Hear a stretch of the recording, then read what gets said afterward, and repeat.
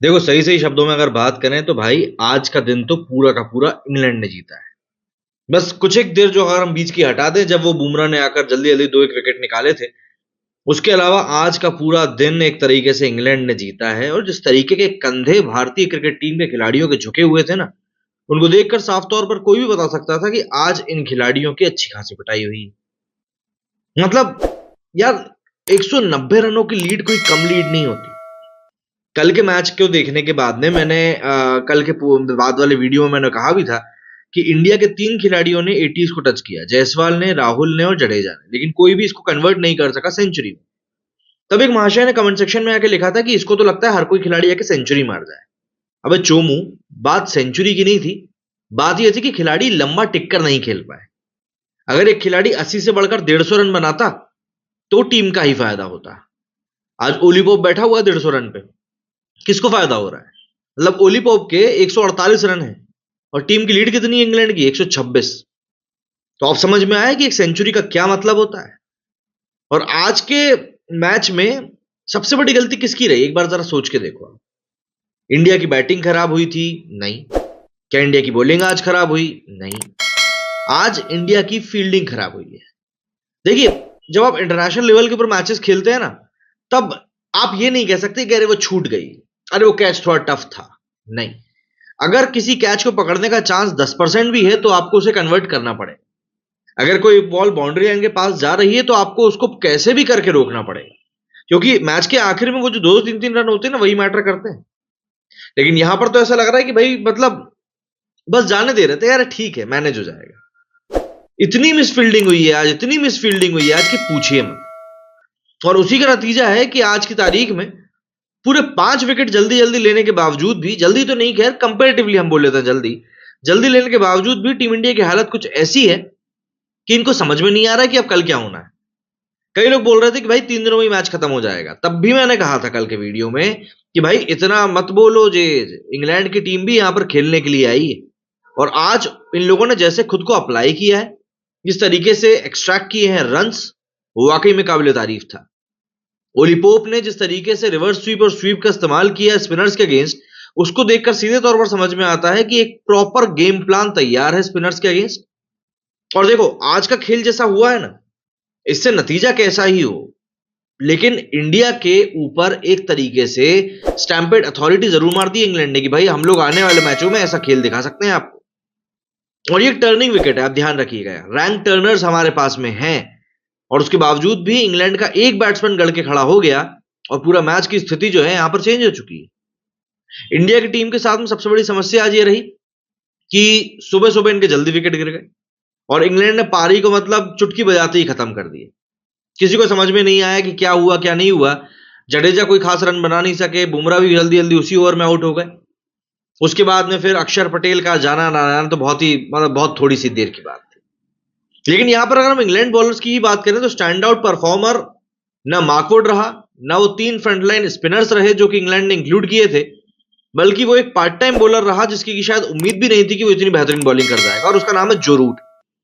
आप कितना ही बोलते रहो कि अंग्रेजों को लगान नहीं देंगे, अंग्रेजों को लगान नहीं देंगे, लेकिन यहां पर एक अंग्रेज आया जिसको कि लगान कायदे से मांगना भी नहीं चाहिए था, और वो इंडियंस को बता के चला गया कि भाई लगान तो देना पड़ेगा। जो रूट ने आज बहुत शानदार बॉलिंग करी है, बहुत बढ़िया बॉलिंग करी है, और कहीं ना कहीं उसी का नतीजा है कि इंडिया कम से कम आज 20-25 रन तो पीछे रह गई है। और ये मैं आपको बता रहा हूं एक बहुत बड़ा रोल प्ले करने वाला है। शुरुआत से जरा मैच को समझते हैं कि आज कैसा क्या सूरत हाल रहा है मैच का। तो सबसे पहले अगर हम इंडिया की बात करें तो अश्विन और अक्षर पटेल ने आज के दिन की शुरुआत करी थी। जडेजा 87 के ऊपर एलबीडब्ल्यू हुए, आउट हो गए, और उसके बाद में उसी ओवर में बुमराह को पहली बॉल पर जो रूट ने बोल्ड कर दिया। तो एक तरह से देखा जाए तो भाई बात तो वहीं पर हो गई थी खत्म, क्योंकि 120वें ओवर में जडेजा आउट हुआ, फिर 120वें ओवर में ही बुमराह आउट हुआ, और उसी के ठीक अगले ओवर में अक्षर पटेल आउट हो गया। तो ज्यादा कुछ बचा नहीं था वहां पर इंडियन टीम करने के लिए। तो ऐसे में इंडियन क्रिकेट टीम ने अपना स्कोर 436 रनों के ऊपर खत्म किया, और 190 रनों की लीड जो थी उसको इंग्लैंड के अगेंस्ट मिल गई। अब अधिकतर लोग, इवन मुझको भी उम्मीद यही थी कि यार इंडियन क्रिकेट टीम के जो बॉलर्स हैं, देखिए वो वर्ल्ड क्लास बॉलर्स हैं, तो ये लोग बहुत जल्दी जल्दी इन लोगों को समेटने का काम करेंगे, बस इनिशियल रेजिस्टेंस जो है उसको निकालना पड़ेगा। लेकिन यहां पर दाद देनी पड़ेगी वाकई में इंग्लैंड के प्लेयर्स की। उन्होंने जिस तरीके से खुद को अप्लाई किया, बेसबॉल क्रिकेट को भूलकर जिस तरीके से रन बनाने शुरू किए, रुक कर रन बनाने शुरू किए, वो वाकई में काफी शानदार था। शुरुआत में बेन डकेट ने जरूर थोड़ी तेजी दिखाई, इवन जैक क्रॉली ने भी एक हद तक तेजी दिखाने की कोशिश करी, but eventually they both fall, और तेज क्रिकेट वहां पर काम नहीं आया। तो ऐसे में ओली पोप ने इस बात को समझा कि भाई मुझको यहां पर बैलेंस करके खेलना पड़ेगा, मतलब ओवर डिफेंसिव भी नहीं हो सकते एंड ओवर अटैकिंग भी नहीं हो सकते। प्लस ओली पोप को यह भी समझ में आ गया था, जिस तरीके से दूसरे एंड से विकेट गिरते जा रहे थे, कि अगर वो बंदा खड़ा नहीं हुआ ना एक एंड पकड़कर, तो टीम का स्कोर कहीं नहीं जाने वाला। और फिर 190 रनों की लीड भी सामने थी, जहां पर एक तरफ कई सारे इंडियन क्रिकेट टीम के फैंस ये बोल रहे थे कि यार मैच तो 3 दिनों में ही खत्म हो जाएगा, इंडिया एक ही बार बैटिंग करेगी। वैसा कुछ भी नहीं हुआ है। इंडिया को दूसरी बार बैटिंग करनी है, और इंडिया को दूसरी बार बैटिंग बहुत अच्छे से करनी है। अब यहां पर ध्यान देने वाली बात एक ये भी है कि ये पिच एक टर्निंग विकेट है, और चौथी इनिंग में किसी भी इस प्रकार के विकेट के ऊपर बैटिंग करना आसान नहीं होता है।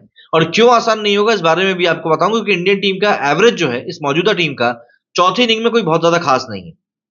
इसके बाद अगर हम आगे बढ़े, इंग्लैंड क्रिकेट बोर्ड की हम लोग स्कोर बोर्ड की हम लोग बात कर रहे थे, जो रूट भी कोई खास कंट्रीब्यूट नहीं कर पाया। बुमराह ने बहुत जल्दी आउट किया इसको 6 बॉलों में 2 रन पे। इसके बाद जॉनी बेरिस्टो को ट्रैप किया रविंद्र जडेजा ने, बहुत उम्दा बॉल थी, टर्न के लिए खेल गए थे बेरिस्टो, लेकिन बॉल टर्न हुई नहीं, बहुत शानदार बॉल थी। और बेन स्टोक्स को भी अश्विन ने एक बार फिर से बहुत बढ़िया आउट किया। मतलब बॉल जिस तरीके से टर्न हुई, उससे साफ तौर पर समझ में आता था कि स्टोक्स जो है उसको खुद समझ में आ गया कि उसी से बहुत बड़ी गलती हो गई। बेन फोक्स ने यहां पर खुद को बहुत बढ़िया अप्लाई किया। बेन फोक्स विकेट कीपर के तौर पर खेलते हैं, स्पेशलिस्ट बैट्समैन इनको माना नहीं जाता है, और इसीलिए इनके ऊपर काफी ज्यादा प्रेशर था एक बैट्समैन के तौर पर खुद को प्रूव करने का।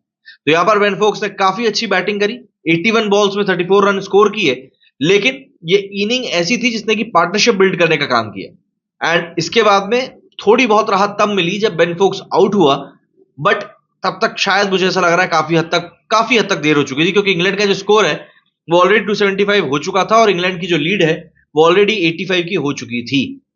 तब भी थोड़ी बहुत उम्मीद थी कि चलो ठीक है, अभी भी यहां पे अपने हाथ में कुछ चीजें हैं। बट उसके बाद में रेहान अहमद बैटिंग करने आया, और उसने भी एक अच्छे तरीके से बॉल को कनेक्ट किया बैट से। 16 रन के ऊपर अभी वो नॉट आउट है। And last but not the least, Ollie Pope ने अपने आप को बहुत बढ़िया तरीके से अप्लाई किया, पिच को समझा, बॉलर्स के नेचर को समझा, और सही तरीके से एक बढ़िया इनिंग का डिस्प्ले यहां पर किया। बैलेंस इनिंग खेली, शुरुआत में काफी अटैकिंग खेला, लेकिन बाद में धीरे धीरे जैसे जैसे विकेट गिरते गए थोड़ा क्रीज को ऑक्यूपाई भी करके रखा। 148 के ऊपर ओवरनाइट नॉट आउट गया है बंदा, जाहिर सी बात है ये एक बढ़िया प्रदर्शन था। अगर हम इंडियन बॉलर्स की बात करें तो बुमराह को छोड़कर मेरे को ऐसा नहीं लगता कि कोई भी बॉलर इतना ज्यादा खास इफेक्टिव रहा है आज। अश्विन 4.5 की इकोनॉमी से पिटा है, अक्षर पटेल 4.5 की इकोनॉमी से पिटे, और जडेजा ऑलमोस्ट 4 की इकोनॉमी से पिटे। मतलब जडेजा ने 26 ओवर में 101 रन दे दिए। अब उसी से आप अंदाजा लगा लीजिए कितनी भारी मात्रा में बॉलिंग आज इन लोगों से कराई गई। तो एक अच्छी खासी बॉलिंग हुई, एक थकी हुई इंडियन टीम को आज वापस इंग्लैंड ने अंदर कमरे में भेजा है। कल का दिन बहुत ज्यादा इंपॉर्टेंट होने वाला है, क्योंकि ऑलरेडी 126 रनों की लीड जो है वो इंग्लैंड के हाथों में जा चुकी है। ऐसे में अगर जल्दी इंग्लैंड को नहीं समेटा गया, और इंग्लैंड इसमें मतलब 60-70 रन भी ऐड करने के लिए ऐड कर पा गया ना, तो इंडिया के लिए बहुत ट्रिकी सिचुएशन हो जाएगी। मतलब आपको समझना पड़ेगा कि भाई यहां से इंडिया मैच शायद अगर इंडिया की थोड़ी बहुत भी बैटिंग लचर हुई और इंग्लैंड ने एक अच्छा स्कोर पोस्ट कर दिया, तो इंडिया खतरे में भी पड़ सकता है। इसके अलावा मैं एक इंटरेस्टिंग स्टैट भी आप लोगों के साथ शेयर करना चाहता हूं। अब बात यह आ जाती है कि भाई आखिर इंडिया की जो टीम है वो 4th इनिंग में परफॉर्म कैसा करती है। तो अगर हम लोग 4th इनिंग में एवरेज की बात करें, तो जो सबसे हाईएस्ट एवरेज है वो शुभमन गिल का है, जिन्होंने सिर्फ 2 ही बार 4th इनिंग में बैटिंग करी है, और इनका 65 रन बनाए हैं, और दोनों ही बार ऑलमोस्ट ही नॉट आउट गए, इसीलिए एवरेज भी 65 का है। केएल राहुल की बात करें तो केएल राहुल ने 4 बार चौथी इनिंग में बैटिंग करी है, और 95 इनका भी टोटल रन स्कोर रहा है। तो एक तरह से आप देखें तो अभी जो मौजूदा इंडियन क्रिकेट टीम है, उन्होंने 4th इनिंग में इंडिया के अंदर रन बनाए ही नहीं है। 100 से ज्यादा रन किसी के भी नहीं है। हाईएस्ट स्कोर जो है वो केएल राहुल का है 4 मैचों में 95 का। इसके बाद में रोहित शर्मा है 3 मैचों में 68, गिल है 2 मैचों में 65, एंड अश्विन है 4 मैचों में 63। इसके बाद जडेजा है 3 मैचों में 43। मतलब किसी भी बैट्समैन ने 4th इनिंग में रन बनाए ही नहीं है। तो यहां पर अगर एक अच्छा खासा स्कोर इंग्लैंड पोस्ट कर देता है, तो यकीन मानिए जिस मैच को हम लोग जीता हुआ मान रहे थे कि अब तो ये इंडिया के हाथ में आ चुका है, वो मैच इंडिया के हाथ से फिसल भी सकता है। और अभी ये बात भी समझनी पड़ेगी कि मैच में पूरे 2 दिनों का समय बचा है, अभी से 3 दिन हुए, और 2 दिन में काफी कुछ हो सकता है। डिपेंड करेगा कि इंडिया की कल सुबह की बॉलिंग कैसी रहती है, किस तरीके से, किस स्ट्रेटेजी के साथ में वो गेम को लेकर आगे बढ़ते हैं। क्योंकि आज तो इंडिया के चारों खाने चित्त दिखाई दे रहे थे, आज भी जहां तक मैं समझता हूं इस गेम को, 2 सेशन तो कम से कम इंग्लैंड ने अपने नाम पर किए हैं। और वाकई में उनको इस बात के लिए तारीफ करनी पड़ेगी कि उन लोगों ने बहुत अच्छे से खुद को अप्लाई किया और एक्सट्रैक्ट भी बहुत बढ़िया तरीके से रन्स को किया। मतलब ओली पॉप की इनिंग को आज देखकर मुझे वो एलिस्टर कुक और केविन पीटरसन की इनिंग्स याद आ गई, जो इन लोगों ने 2012 में खेली थी इंडिया के अगेंस्ट, जब इंडिया को इन लोगों ने इंडिया में हराया था। क्या कहना है आप लोगों का इस बारे में? कमेंट करके जरूर बताइएगा। मेरी स्टूडियो फिलहाल इतना ही। जय हिंद, जय भारत।